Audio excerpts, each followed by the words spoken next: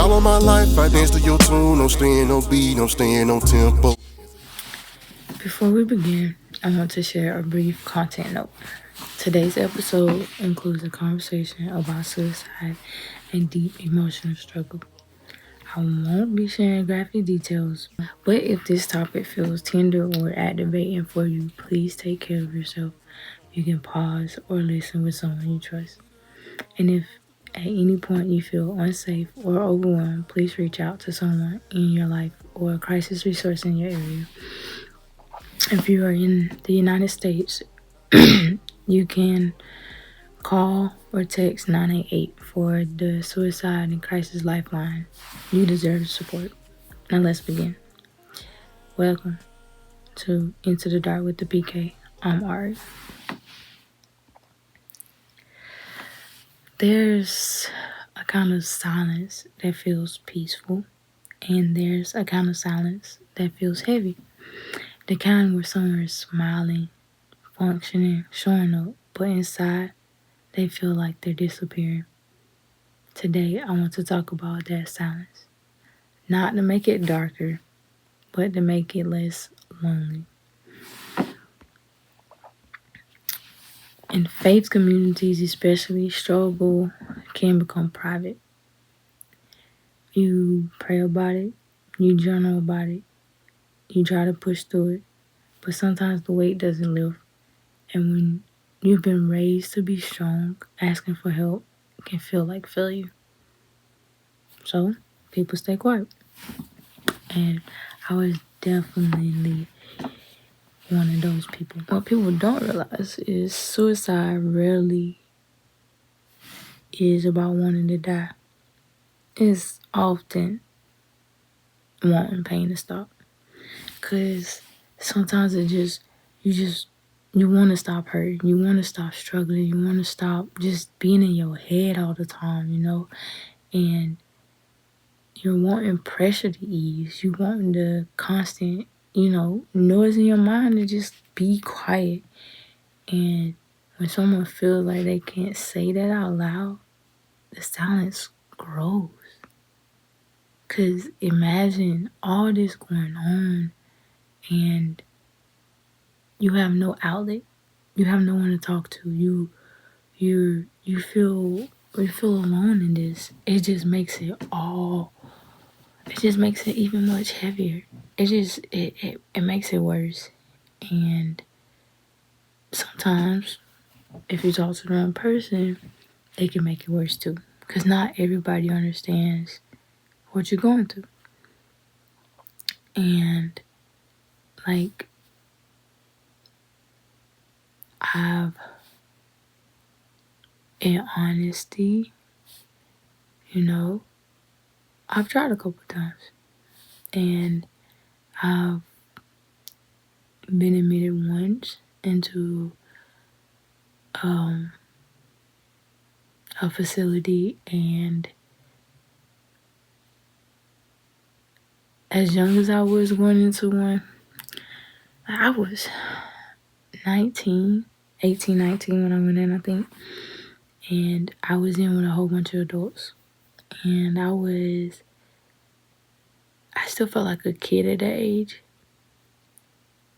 And those adults, everybody looked at me and was like, "What are you doing here?" They were so encouraging. It was a different experience. I would have never expected to experience what I experienced in there. Like everyone was nice. A lot of them was just in there because life got hard. And that's when I realized that, hey, everybody's going through something. And sometimes we just get tired. Sometimes it just get too much. And we get to that same dark hole and just feel like that's it. And in reality, that's not it. That's not where we're supposed to stay. Is a lot of times we don't realize either the help or the latter, or we don't realize the other side of the situation because we can't see it because we're so far gone. But it's always a way out. And I know it don't feel like it.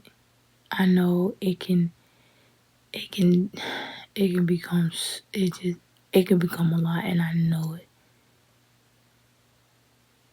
And I don't want nobody to ever feel like how I felt during the times that I wanted to, you know. And a lot of people don't like. A lot of people are like, oh, suicide is selfish. I feel like that could be true, but I also feel like wanting somebody to stay and suffer is selfish as well. I'm not saying, oh, you should do it. No, I would never. No. But don't tell nobody they're suicidal. Don't tell nobody they're suicidal. That suicide is selfish, or they're being selfish because they want to leave, or they're being selfish for having those thoughts. They're not. They're just going through something, and obviously they thought that you were someone that they can trust enough to open up to you, but all you're doing is making it worse. So don't ever do that. If somebody comes to you with that information, be there for them. Be quiet. Let them talk. Encourage them. Don't bring them down worse than where they already are. Because to be in that hole is such a difficult spot. Because it feels like you would never get out of it. And you know, sometimes being in that hole, you can be ashamed of it. Because or embarrassed to let people know that you are that low. And the shame just makes it heavier. Especially when you believe you should be stronger, you should be more faithful or more grateful. You know, shame tells you your struggle is a burden. But struggle isn't a burden. It's a signal. It lets you know something's going on.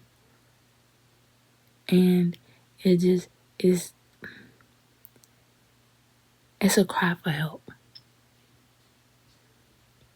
And like I said before, we all need help in some type of way. We have to find the right help. Because me, it took a while. Because as a kid, I went to therapy, but my first therapist caused me more trauma because I was very involved in school, and I was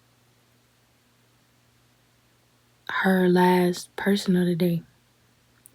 I know it's a long day, but I'll go in there and I'll talk to her. She asks me questions and stuff, and she'll let me talk. And then I just hear her snoring. She's asleep. For a therapist to fall asleep on you, bro, and you already feeling low, that's just wild. So for a long time, I didn't even want to go to therapy no more because I'm just like, yo, my first experience with a therapist was horrible. And that traumatized me with going to therapy. It took me well into my adult years to even want to try therapy again. Like, I actually had a therapist before before my attempt that got me hospitalized. And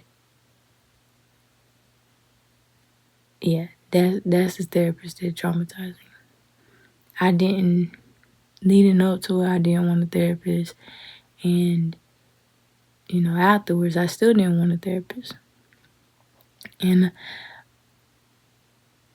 I was dealing with a lot mentally, but like me trying to date and dealing with people always took me over the edge because it's just like you're supposed to be my person and you're making it worse. So what I've learned in that situation is to not fully depend on someone for your happiness, because when they can't make you happy no more, everything fall apart. When they not your person no more, everything fall apart and you just right back in that hole. Like you have to be able to pull yourself out and be able to handle your own emotions and make yourself happy and things of that nature, because other people's emotions are just as up and down as yours.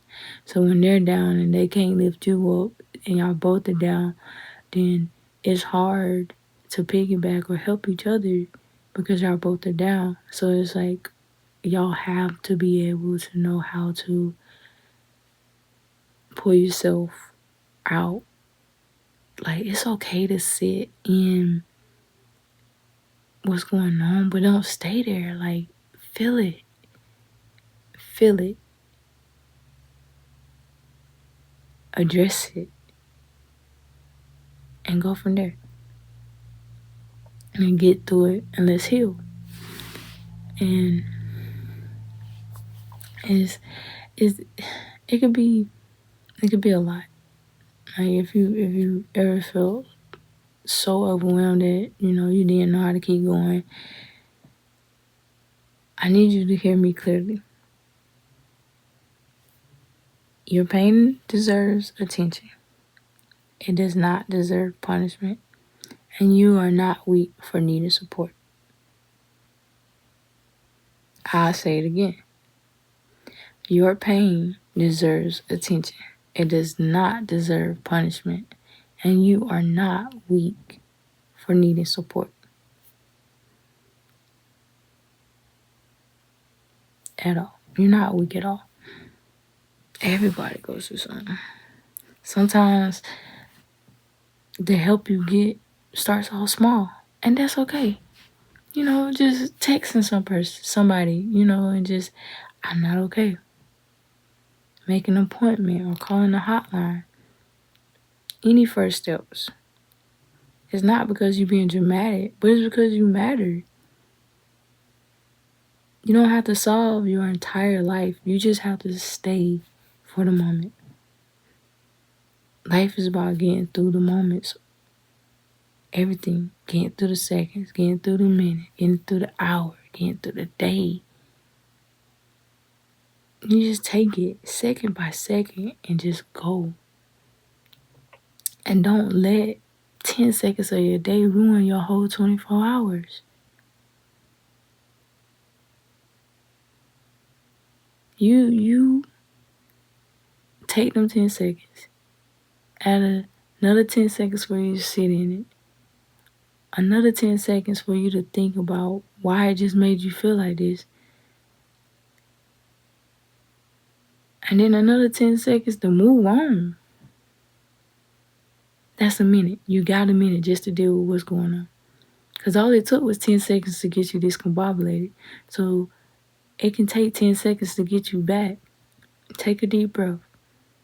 Take a minute to stop and meditate if you got to. Take a minute to just readjust. Now me, if it's a lot, I'm going to take a nap. I just want to start the whole thing over. I'm going to go to sleep and wake up. We're going to start this thing over. That's how I feel. A lot of the times I'll be like, yeah, this too much. Like, I just need to go to sleep.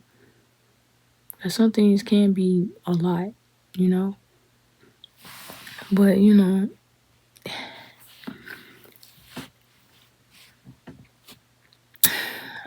and even with, like, me taking a nap, sometimes you just need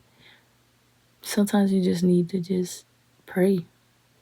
And if you grew up believing faith should remove pain, it can feel confusing when the pain is still there and you don't pray, and you don't pray, and you prayed and it's still there. But faith isn't the replacement for support. It's not the replacement. It's a part of the support. Like, you can pray and you can still see a therapist. You can believe and you can still need help. You can have your faith and also have your support.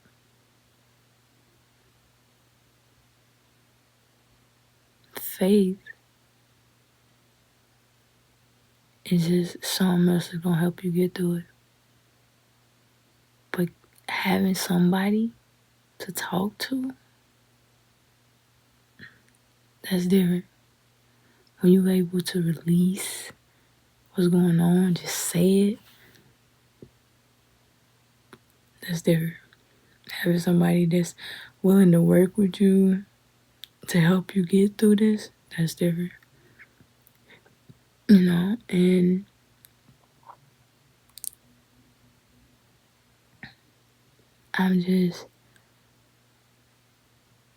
suicide is not nothing to play with. Being suicidal is nothing to play with.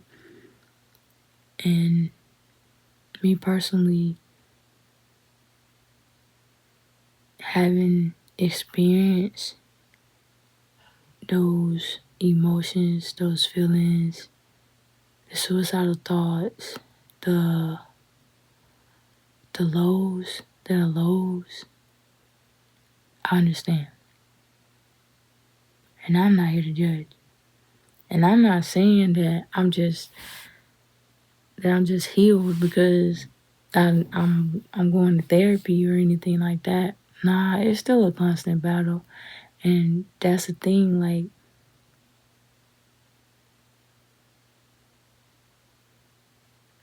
I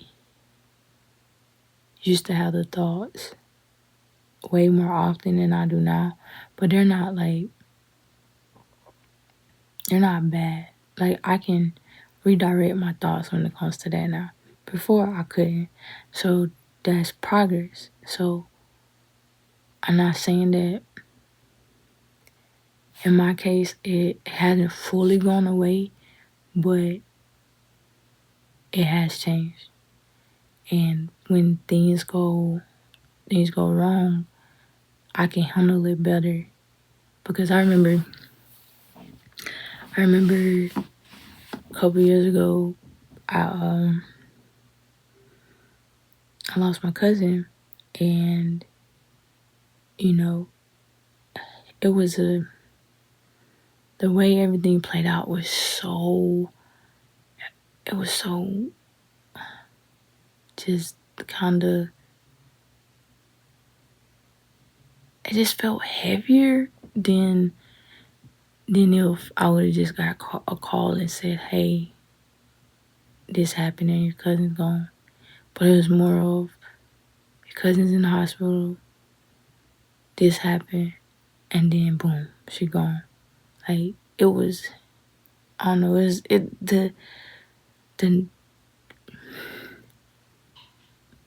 for me, I was praying and praying and praying, like, okay, God, keep your hands on her. Don't, you got this, she got this, all this. Like, no, I didn't know the extent of her injuries. No, I didn't know none of that. But I'm praying, like, God, don't, like, just heal her. You know what I'm saying? Like, I'm like, my family is a praying family. My family is a faith strong family. It's some prayer warriors in my family. So I'm like, oh, she good. You know what I'm saying? Like, I'm praying though. Like, I ain't cocky with it, but like, I'm just like, I'm praying. Like, God, you got this. Like, she got this and all this. And then to get a call, like, she gone, it was like breathtaking. And it threw me back. And I hadn't I hadn't had a close death like that since 2020, and she died in 2023. So it's about 3 years. And to say that I processed the death in 2020 is crazy because I haven't. Because when I got the news of that one, it was a out of body experience for real, because I was just numb to the situation for real. Like, it took me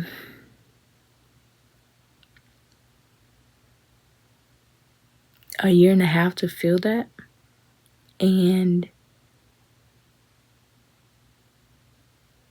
I still feel it every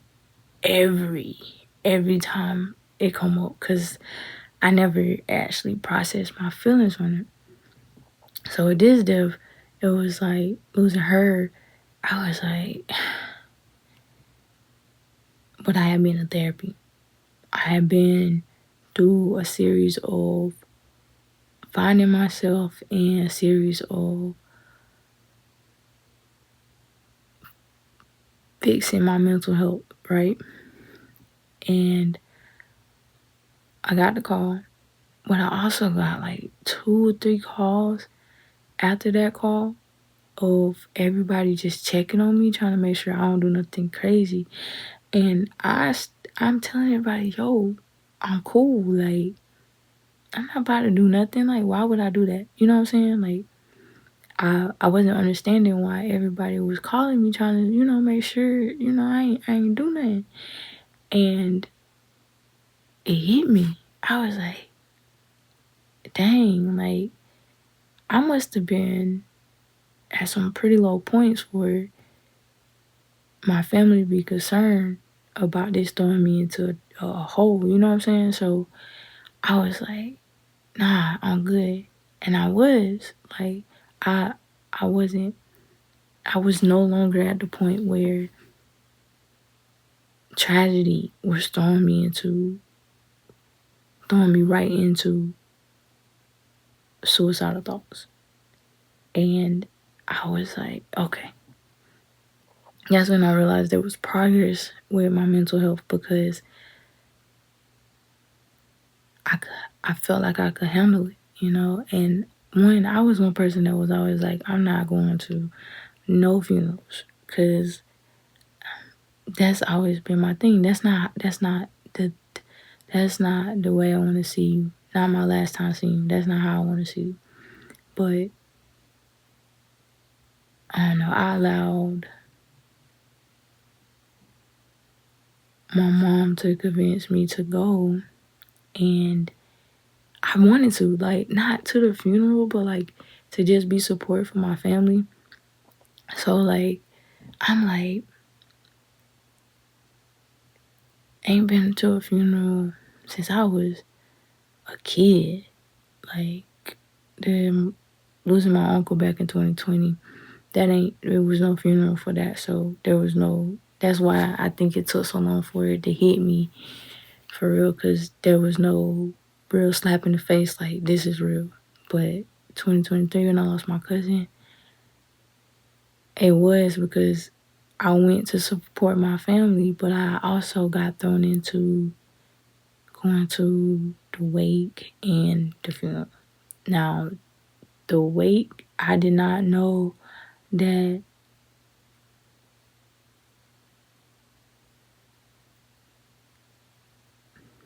I was gonna respond the way I did, because I wasn't expecting what happened. You know what I'm saying?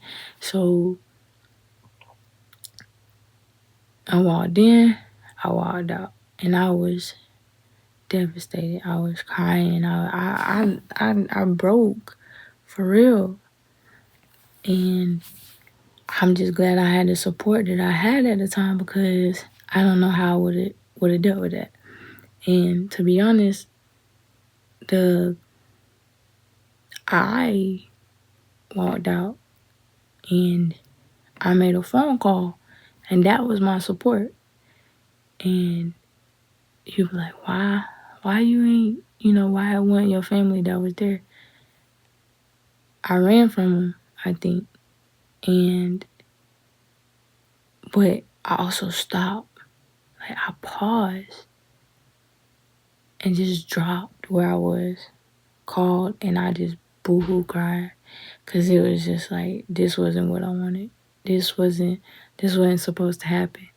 Like, there was a lot of guilt and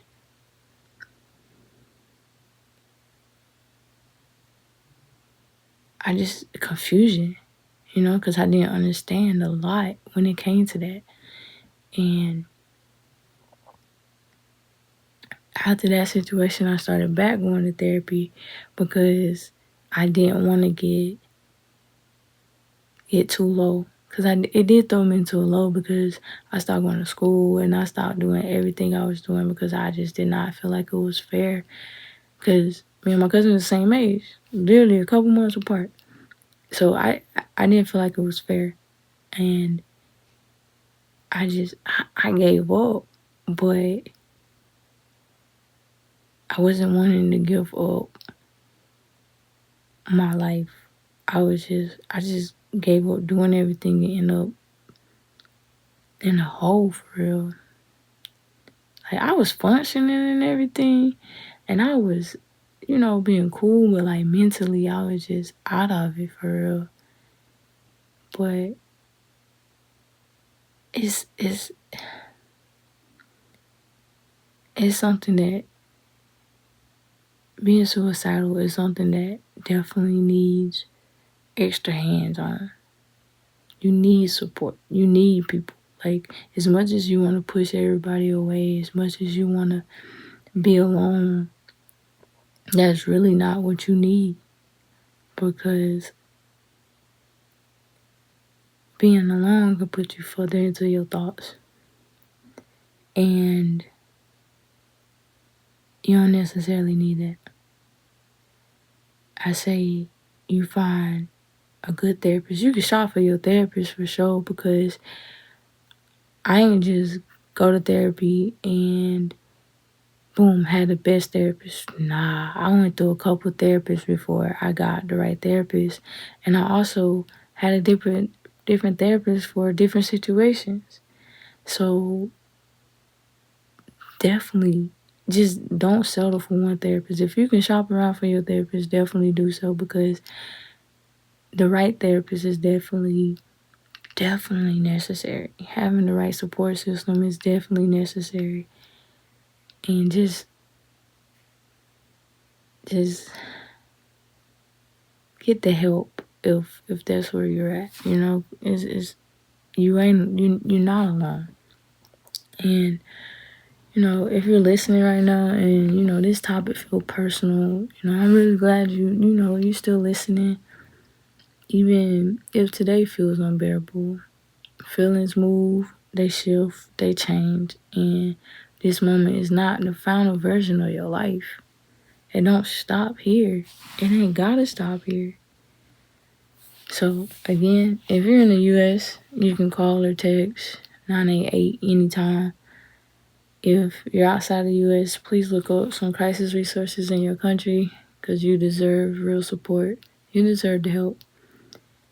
So in the next episode, we're going to talk about rebuilding, what healing looks like after you've named the hard things. Because darkness isn't the end of the story. So I just want to thank y'all for listening and sitting in the dark with me. This is Into the Dark with the PK. Have a good night.